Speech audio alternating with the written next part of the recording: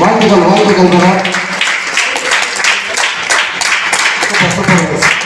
அவர் பேச செல்லமா எப்படி டென்கே முடிச்சாருன்னு சொல்லிட்டு ஒன்றும் இல்லைங்க, சிம்பிள் தான். 5 பேர் 1000 ரூபா சம்பாதிச்சோம், 5000 ரூபா சம்பாதிக்கும். கரெக்டா இல்லைங்களா? அப்போ 10 பேர் முடிக்க வச்சிருப்பாரு, 10,000 சம்பாதிச்சிருக்காரு.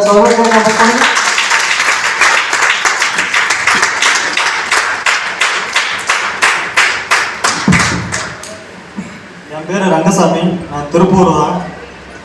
அதாவது பார்த்தீங்க அப்படின்னா, நான் ஃபஸ்ட்டு ஆக்சஸ் இண்டியாவுக்கு தான் ஃபஸ்ட்டு தேங்க்யூ.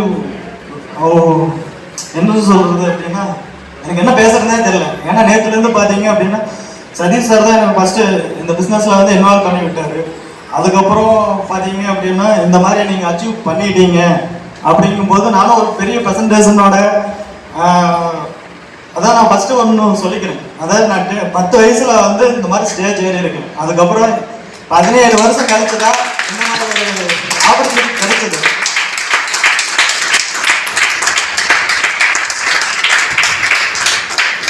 இதுக்கு ஃபர்ஸ்ட் ஆஃப் ஆல் இந்த ஒரு ஸ்டேஜ் கிடைச்சதுக்கு சதீஷ் சாருக்கு, சகி மேம், 3வது பாலா சாருக்கு, இவங்க 3 பேருக்கு தான் நான் ரொம்ப நன்றி கடன் பண்ணிருக்கேன். ஏன் இப்படி சொல்றேன் அப்படின்னா,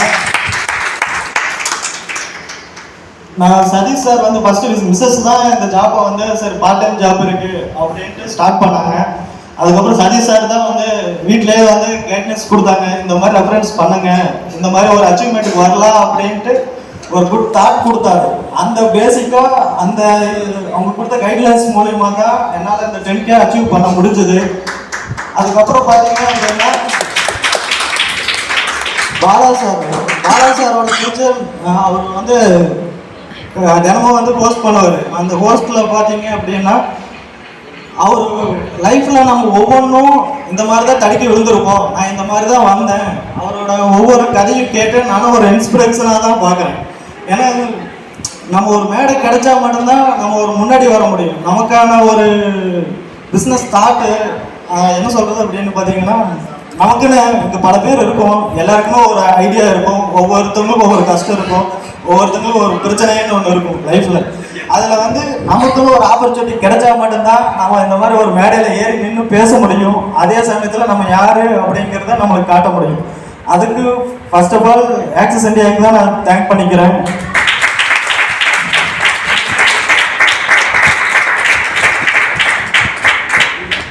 அப்புறம் நான் இங்கே திருப்பூர் நான் 3 மணிக்கே வந்துட்டேன். சொல்லப்போனால் ஃபர்ஸ்டெல்லாம் நான் தான் அந்த சதீஷ் சாருக்கு முன்னாடி. அதுக்கப்புறம் என்ன பேசுறது இப்போ வரைக்குமே லாஸ்ட்டாக பேர் கூப்பிட்றதுக்கு முன்னாடி வரைக்கும் நான் ஒரு நர்வஸாக தான் இருந்தேன். அதுக்கப்புறம் என்னோட அப்போ என் ஃப்ரெண்ட்ஸ் எல்லாம் வந்தாங்க, திடீர்னு போயிட்டாங்க, வாடா போகலாம் அப்படின்ட்டு கூப்பிட்டாங்க. நிறைய தடைகள் தாண்டி நான் என்ன பேசுறது ஏது பேசுறதுக்கு யோசிச்சுட்டு இருந்தேன்.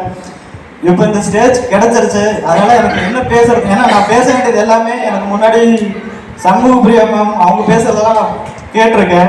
ரேவதி மேம் பேசுறதெல்லாம் தினமும் மீட்டிங்கில் கேட்டிருக்கேன். அந்த மாதிரி இருக்கிற சுச்சுவேஷன் என்ன பேசுறதுன்னு எனக்கு தெரியல. ஆனால் தேங்க்யூ ஃபார் ஆல்.